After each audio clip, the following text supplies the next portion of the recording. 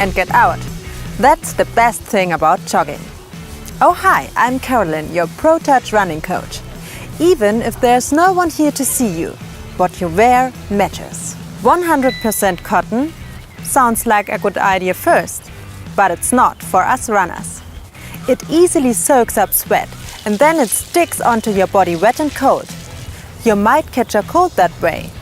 Whether it's a t-shirt, socks, underwear, cotton is not that great. You're better off getting light, breathable sportswear with special fibers. They stay dry and warm, even when you sweat, which is what we want when running. You also want to be seen in the dark hours of the day and seasons of the year. It's best to wear reflective stripes and bright color, exactly what suits a speedster like you.